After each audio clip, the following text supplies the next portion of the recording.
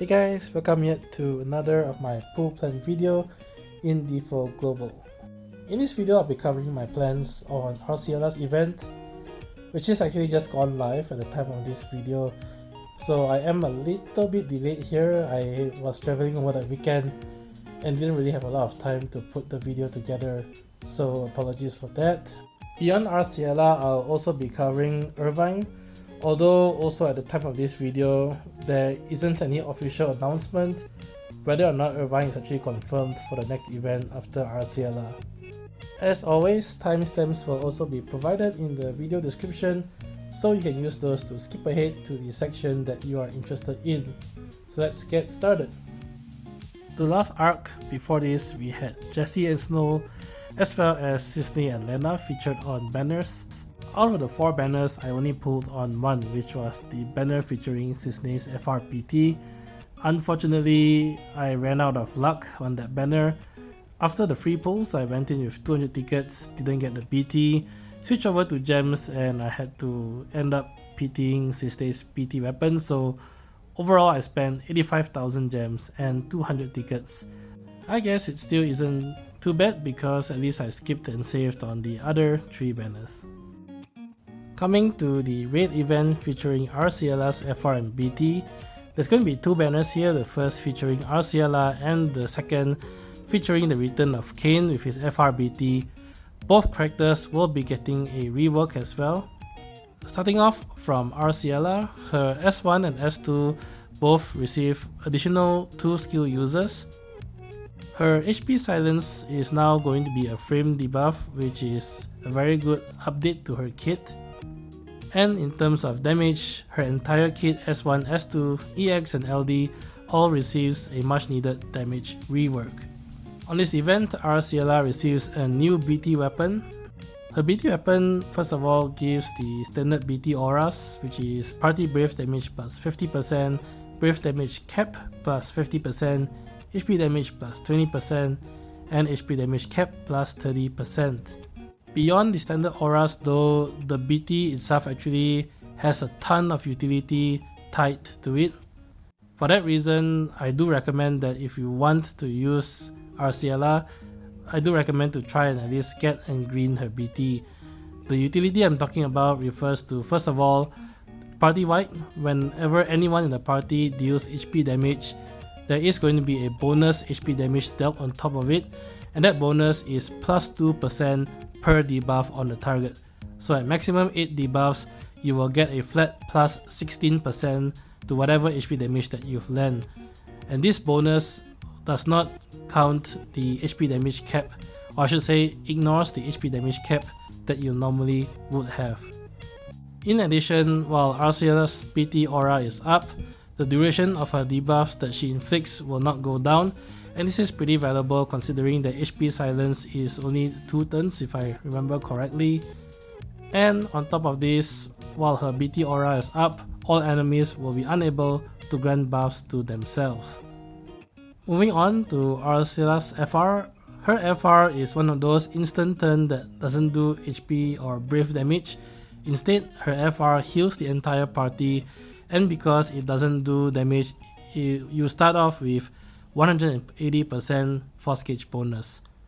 Her FR conditionals are actually pretty good, the first of which just requires you to end your turn while the enemy do not have any buffs for plus 40%, and the second just requires you to end your turn with the enemy having at least 1 debuff, which is also another plus 40%. Considering that she herself can prevent the enemies from granting buffs, and she herself can land debuffs that will not go down in duration, both of these conditionals would be more or less a given while RCLA is in your party.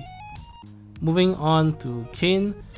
Kayn receives a rework on damage across his S1, S2, EX and LD, and this also includes the double jump return, which is when he lands after doing his double jump. As far as I can tell, his Lancet, which is his off-turn attack, still remains the same as it was before. Kayn also receives a damage rework on his force attack, and his BT aura, while still remains at 8 turns, now also gives himself HP damage cap plus 20%, and party brave damage cap plus 50% on top of the usual auras that it provides. Finally, Kayn FR receives a rework on the conditionals, which is a big sigh of relief because prior to this rework, Kayn's FR is probably the worst FR conditionals in the entire game. With the rework, it is actually now pretty decent. So first of all, whenever you inflict the break status or you attack a broken target, you get plus 50%, and this should be fairly easy to meet. The second revolves around range attack, so whenever anyone does a range attack, and this also includes often attacks such as Cisne's Besiege, you get plus 5%. If Kayn is the one that does the range attack, you get another 15%, which means that when Kayn triggers his Lancets every time you end your turn, he actually gives you plus 20% right there. Finally, whenever an enemy is knocked back, you get plus 5%. It is actually pretty okay for an FR. Most of the time the plus 50% is a given, and if you have Kayn in your party, he's usually in the air anyway, so that gives you another plus 20% a turn because his Lancet triggers no matter what you do, even if you don't attack the enemy.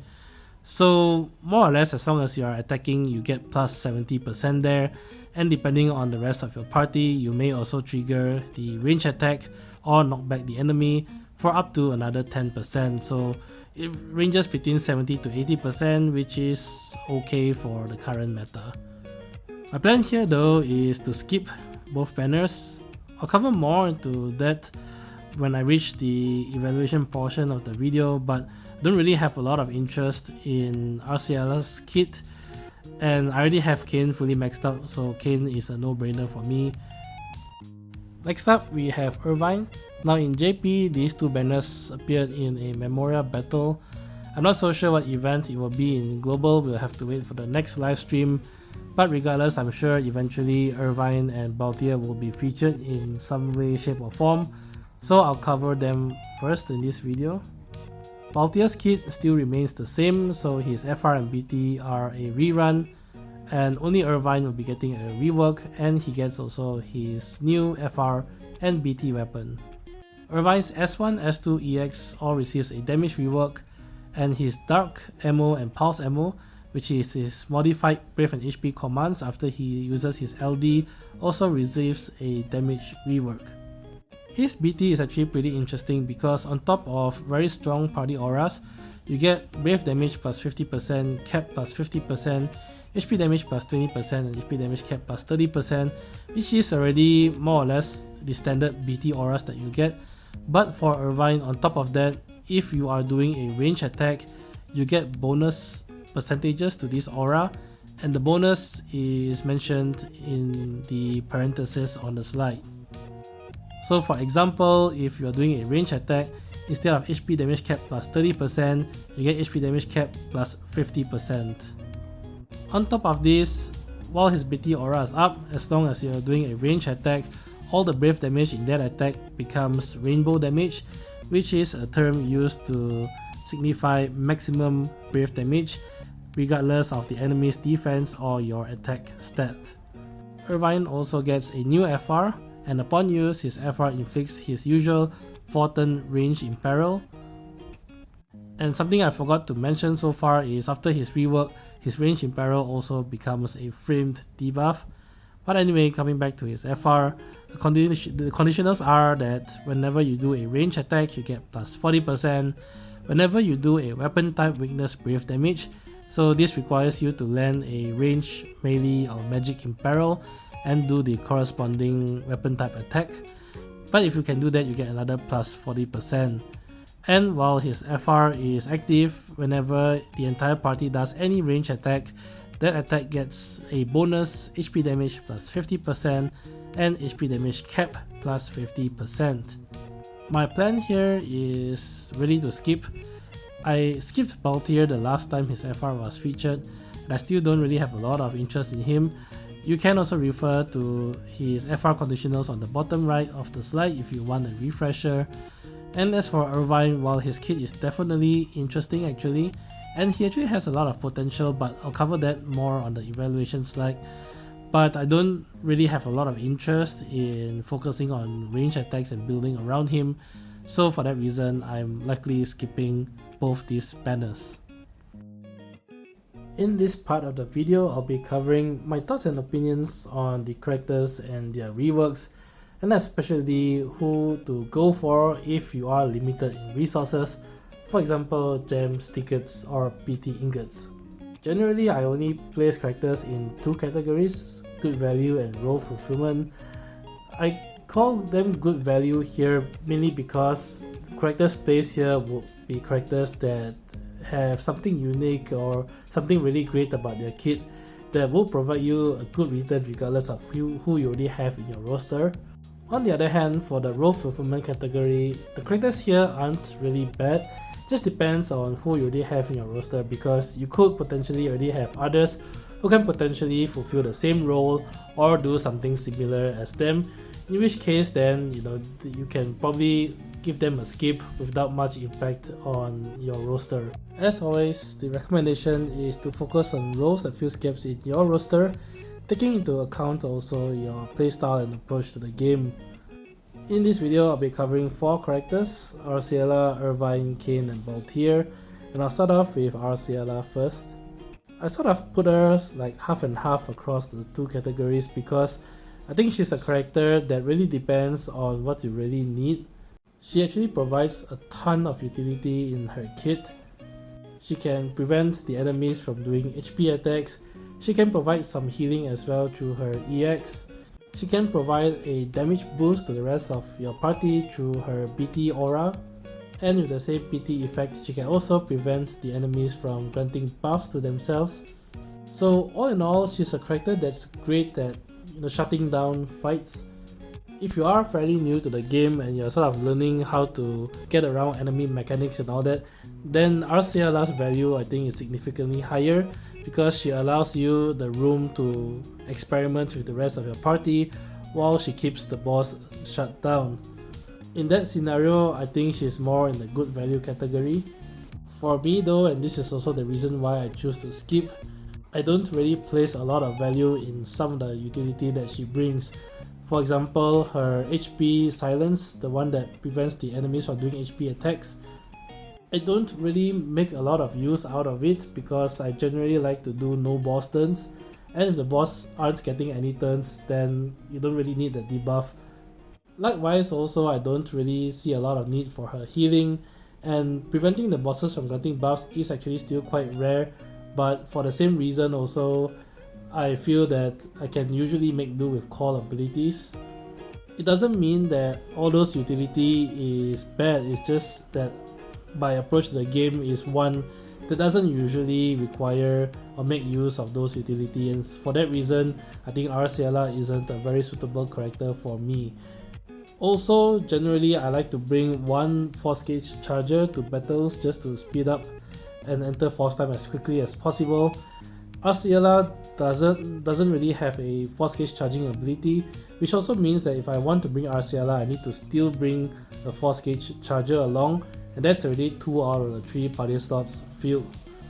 I would generally rather bring a support character that can also charge the Force Gauge in one roll so that I have more flexibility for the other 2 party members. Moving on to Irvine. Irvine is one of those characters that has a lot of potential. He can do really well, but this comes with a caveat that you really need to build around him. His kit obviously revolves around providing great support towards a ranged party. He would significantly increase the breath and HP damage output of ranged attacks, he provides the rainbow damage, and his force time is also built around ranged attacks. So if you play to his strengths and build a ranged focused party, and I mean they did release Kayn also during this cycle, so he's one good choice. We did also have Cisne that's recently released, or you could always use someone like Ariania as well for your go-to range DPS, and in which case if you have that sort of party already prepared, then I think Irvine is a great pickup. That does also mean that it is going to be a little bit restrictive the moment you are thinking of placing Irvine in your main party, and personally I don't really have a lot of interest anyway. I feel quite comfortable with the other DPS, and most of the others that I have at least also are a little bit more flexible in who else I put in the party. Coming to Kayn, Kayn's rework is actually pretty okay. His force time now is much better than what it was before. The biggest thing going against Kayn in the global version of the game is actually timing. He actually got released a little bit later relatively to what the JP version got. And this is problematic for Kayn because he's released right after Cissnei. And if you want a Link attacker that provides damage off turn, then there's really nothing better than Cissnei in terms of pure damage. Kayn does have the benefit that his Lancet triggers no matter what you do, so even if you do an action that doesn't attack the enemy, like an additional ability or a force cage charging ability, Kayn will still rain down his spears, whereas Cissnei wouldn't. But I don't think really that's enough to justify going for him if you already have Cissnei built. While Kayn's Lancets hasn't really been reworked in terms of the damage that it does, they're still actually pretty strong for the current meta, and he does get a little bit of update on his PT auras, so just from that alone his off-turn damage would also increase a little bit versus what it did before. I did already have Kayn built, so for me I don't even need to pull on the banner. And for many people, considering that he was the first FR character released, I think most people will already have him anyway. But if not, and if you already did pull for Cissnei, I don't really see a big need to go for Kayn at this point in time. Unless of course you like the character or you like the off-turn damage that he provides, then by all means. Finally, coming to Balthier. Balthier's FR and BT was actually pretty good when it was first debuted in the game, because at that point in time the additional attack that he gets from his PT aura does actually make him into a very strong damage dealer. Obviously now that several months has passed, there are many other options for DPS, so Balthier wouldn't really come to mind as the first option when you're thinking of damage, which is why I place him further along the right on the slide. He does of course provide utility on stealing buffs, and depending on the stage, where if the enemies grant a lot of buffs, Balthier's force time could potentially be very strong. But stages like these are few and far between, and generally speaking, it's usually better to just prevent the bosses from granting buffs, aka go for Arceala instead. And in some stages, the bosses grant auras and not buffs, in which case Balthier wouldn't be able to steal or prevent those. I mean, neither would Arceala, but I guess the point I'm trying to make is that the buff stealing utility from Balthier is pretty niche as it is. And in today's meta, you don't really need to pull for Balthier if you're thinking about damage. There's many other options that you can go for.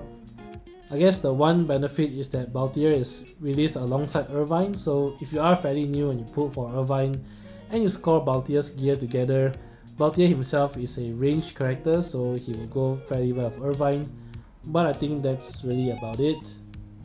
If resources are short, I think the other three characters will provide more value than what Balthier will bring to the table now. So that's it for this video. Overall, across these two events, I plan to really just keep and save. I suppose after what happened on Cissnei's banner, I think this is probably a better idea than to try to pull for one of the characters here. As always, I hope the video has been helpful, and if you enjoyed the content, do leave a like, comment and subscribe. Till then, I'll catch you guys in the next pool plan video. Bye!